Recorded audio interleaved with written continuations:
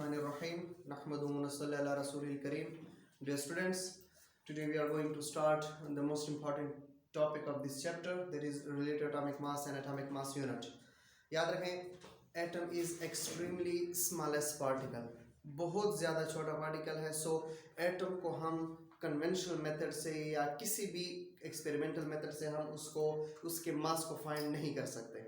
ठीक है, मास तो फाइंड करना दूर की बात, हम सिंगल एटम को सेपरेट नहीं कर सकते. लेट्स से अगर किसी मॉलिक्यूल है, ठीक है, तो सिंपल कन्वेंशनल मेथड से, सिंपल केमिकल मेथड से हम उसको सेपरेट नहीं कर सकते. तो सेपरेट नहीं कर सकते तो इसलिए मास भी जो है ना उसका फाइंड इतने आसानी से नहीं कर सकते. तो बेसिकली होता क्या है, हम मैथमेटिकली, हाइपोथेटिकली, एक्सपेरिमेंटली उस एलिमेंट के मास को दूसरे एलिमेंट के मास, स्टैंडर्ड मास के साथ रिलेट करते हैं. अच्छा, आहिस्ता आहिस्ता आपको डिटेल समझ आ जाएगी. लेट्स से हम डेली लाइफ में जाते हैं, हम क्या करते हैं भला कि अगर आपको कोई चीज चाहिए होती है, लेट्स से शुगर आपको चाहिए, चीनी, ठीक है, तो आप दुकानदार के पास जाते हैं और कहते हैं कि मुझे 5 kg शुगर चाहिए. तो अब kg स्टैंडर्ड है या 1 kg शुगर चाहिए, तो kg स्टैंडर्ड है, तो kg का जो बाट है, kg का जो पोर्शन है, 1 kg जो मेटल पार्ट पाया जाता है, आप लोगों ने देखा होगा, वो तराजू के एक पलड़े में रख देते हैं और दूसरे पलड़े में हम शुगर ऐड करते जाते हैं. जब दोनों पलड़े आपस में इक्वल हो जाएं, तब हम कहते हैं कि ये जो शुगर है ये 1 kg के इक्वल है. ठीक है, सो अब इसी तरह आपको समझाने के लिए एग्जाम्पल दे रहा हूं कि हम एक स्टैंडर्ड एलिमेंट को तराजू के एक पलड़े में रखते हैं और दूसरा जिस एलिमेंट के मास को हमने फाइंड करना होता है उसको तराजू के दूसरे पलड़े में रख देते हैं. जब दोनों आपस में इक्वल हो जाए तो हम कहते हैं कि ये उसका मास है. आपको समझाने के लिए मैं तराजू की एग्जांपल दे रहा हूं, याद रखें. इट डजंट मीन कि जो है ना एटम या एलिमेंट के मास को हम तराजू से तोलते हैं. एक्सपेरिमेंटल मेथड है, ठीक है, हाइपोथेटिकल मेथड है, मैथमेटिकल कैलकुलेशंस होती हैं सारी की सारी, लेकिन उन मैथमेटिकल कैलकुलेशंस में, उन एक्सपेरिमेंट्स में और जो है ना उन हाइपोथेटिकल इक्वेशंस में हम नहीं जाते. आप सिंपल अपना माइंड क्लियर कर लें, कंसेप्ट क्लियर कर लें कि हम किसी एलिमेंट के एटम का मास फाइंड करते हैं किसी स्टैंडर्ड एलिमेंट के एटम के साथ कंपेयर करके. उन्होंने लिया स्टैंडर्ड एलिमेंट कार्बन 12, ठीक है. सो अब डेफिनेशन पे आ जाते हैं. रिलेटिव एटॉमिक मास क्या है कि the mass of an atom of an element, किसी एलिमेंट के एक एटम का मास जब हम उसको रिलेट करते हैं relative to the mass of an atom of carbon 12. Carbon 12 element के एटम के साथ जब हम उसको रिलेट करते हैं तो उसका रिलेटिव एटॉमिक मास कहलाता है. ठीक है, यानी कार्बन 12 एलिमेंट का एक एटम, उसके साथ जब हम दूसरे अननोन एलिमेंट को रिलेट करते हैं और उनका मास फाइंड करते हैं बाय मैथमेटिकल कैलकुलेशंस. याद रखें, हाइपोथेटिकल मैथमेटिकल कैलकुलेशंस, ठीक है, ओरिजिनल एक्चुअल मैथमेटिकल कैलकुलेशंस. मुख्तलिफ किस्म के एक्सपेरिमेंट करते हैं, मुख्तलिफ कैलकुलेशंस करते हैं, उसके बाद हमारे पास आ जाता है कि जो अननोन एटम है उसका मास इस कार्बन 12 के मास के ज्यादा है या कम है या इक्वल है और कितने दर्जे, हम उसको डिटेल से समझ लेते हैं. तो बेसिकली हम क्या करते हैं, हाइपोथेटिकली हम लेट्स से हमारे पास ये कार्बन एटम है, ठीक है, हम उस कार्बन एटम को 12, हाइपोथेटिकली, दोबारा मैं बता रहा हूं हाइपोथेटिकली, ठीक है, वर्चुअली, थ्योरेटिकली हम इस कार्बन 12 को, कार्बन एटम जिसका एटॉमिक नंबर 12 है, एटॉमिक मास 12 है, मास नंबर 12 है, ठीक है, 6 प्रोटॉन्स है, 6 न्यूट्रॉन्स है, तो टोटल 12 मास नंबर बनता है. तो 12, याद रखें, कार्बन के 13 भी आइसोटोप है, 14 भी आइसोटोप है, लेकिन हम उसको कंसीडर नहीं करते, हम हाइपोथेटिकली कंसीडर करते हैं कार्बन 12 आइसोटोप. तो कार्बन 12 आइसोटोप को हम 12 इक्वल पार्ट्स में डिवाइड कर लेते हैं, ठीक है, हाइपोथेटिकली हम उसमें डिस्ट्रीब्यूट करते हैं, काट लेते हैं. उसमें से एक पार्ट जो है, यानी 1 डिवाइडेड बाय 12, कार्बन 12 का 12वां हिस्सा, वो हम सेलेक्ट कर लेते हैं और उसको हम नाम देते हैं AMU, 1 एटॉमिक मास यूनिट. ठीक है, अब आपको समझाने के लिए, लेट्स से आपको समझाने के लिए हम क्या करते हैं, तराजू के एक पलड़े में अननोन एलिमेंट रख लेते हैं और तराजू के दूसरे पलड़े में 1 एटॉमिक मास यूनिट ऐड कर लेते हैं. ठीक है, तो उस दोनों को इस तरह कंपेयर कर लेते हैं आपको समझाने के लिए। एक्सपेरिमेंटली हाइपोथेटिकली हम कैलकुलेट करते हैं मास ऑफ एलिमेंट को एटॉमिक मास यूनिट की बुनियाद पर। एटॉमिक मास यूनिट क्या है? जब कार्बन 12 एटम को 12 इक्वल पीसेस में डिवाइड कर ले तो एक पीस जो है ना एटॉमिक मास यूनिट कहलाता है। अब हमने इसके साथ कंपेयर करना है। अच्छा, एटॉमिक मास यूनिट की डेफिनेशन करते हैं। The mass of atomic mass unit is defined as the mass exactly equal to the 1/12 carbon 12 का 12वां हिस्सा 1/12 of mass of one carbon atom. तो कार्बन 12 एटम यानी कार्बन 12 एटम का जो मास है उसका 12वां हिस्सा।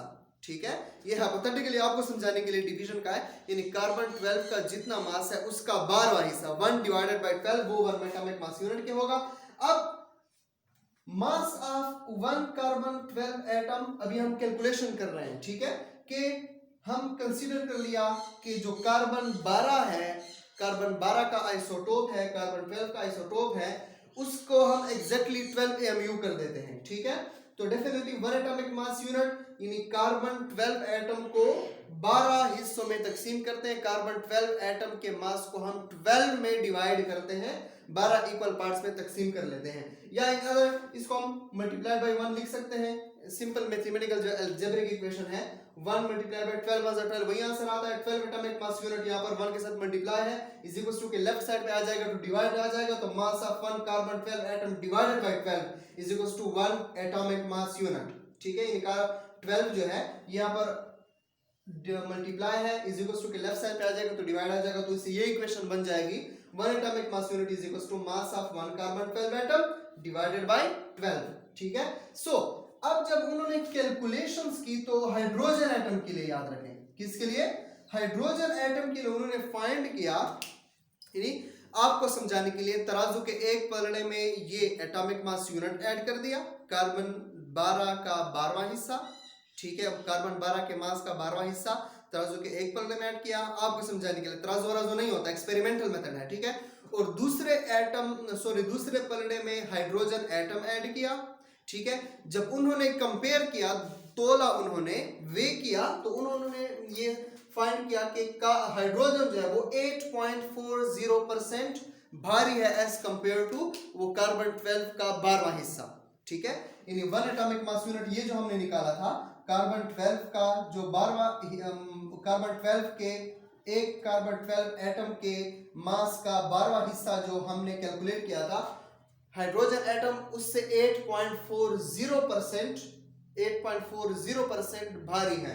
तो हमने एक्सपेरिमेंटल कैलकुलेशन के जरिए मैथमेटिकल इक्वेशन में, ठीक है, वैल्यूज पुट की 8.40 डिवाइडेड बाय 100 मल्टीप्लाइड बाय 12, तो आंसर हमारे पास है 1.008 AMU। That is the atomic mass of hydrogen. ठीक है, लेट्स से हम सपोज कर लेते हैं कोई अननोन एलिमेंट है वो 50% है, उसका वेट जो है वो 50% ऑफ दैट ऑफ कार्बन 12। तो हम क्या कर लेंगे इस फार्मूले में 50% डिवाइडेड बाय 100 मल्टीप्लाइड बाय 12, तो जो आंसर आता है, ठीक है, वो उसका 6 आता है। ठीक है, 6 एटॉमिक मास यूनिट, तो उस अननोन एलिमेंट का एटॉमिक मास यूनिट क्या होगा? 6 होगा। समझ आ गई? तो सिंपल इज दैट कि हम किसी एटम के मास को, अननोन एटम के मास को कार्बन 12 के मास के साथ रिलेट करते हैं।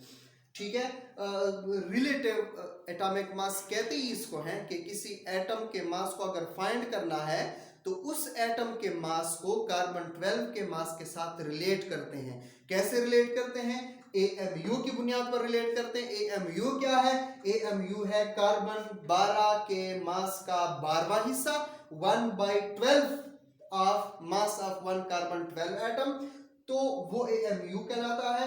हम क्या कर लेते हैं, इस AMU को किसी अननोन एटम के साथ रिलेट कर लेते हैं, इक्वेशन में पुट कर लेते हैं और आंसर हमारे पास आ जाता है। जैसे for example hydrogen 8.40% heavier than carbon 12 का जो पीस था 1/12 का, ठीक है, उस AMU है 8.40% हैवियर है। ठीक है, तो हमने वैल्यूज पुट की, आंसर हमारे पास 1.008 AMU आ गया। इस तरह कोई भी, लेट्स से सपोज कर लेते कि 50% हैवियर है, तो हमने उसी इक्वेशन में, उसी फार्मूला में 50% डिवाइडेड बाय 100 मल्टीप्लाई बाय 12, तो हमारे पास आंसर 6 एटॉमिक मास यूनिट आया। तो उस अननोन एलिमेंट का, लेट्स से, जो कि 50% हैवियर था, उसका एटॉमिक मास यूनिट 6 AMU आ जाए। ठीक है, so that was all about today's topic. Important है, आई होप इंशाल्लाह आपको समझ आ गई होगी। दोबारा देखिए, जस्ट हाइपोथेटिकल आपने माइंड क्लियर करना है कैसे होता है, तराजू वराजू कुछ भी नहीं होता। ठीक है, एक्सपेरिमेंटल, मैथमेटिकल, हाइपोथेटिकल इक्वेशंस होती हैं। ठीक है, लंबी चौड़ी मैथमेटिकल कैलकुलेशंस होती हैं, उस वजह से हम फाइंड करते हैं। ठीक है, डजंट मीन के तराजू ले आते हैं, ये आपको समझाने के लिए, आपका माइंड क्लियर करने के लिए। ठीक है, so that's all about today. इंशाल्लाह नेक्स्ट लेक्चर में मिलते हैं। Till then take care of yourself. अल्लाह हाफिज।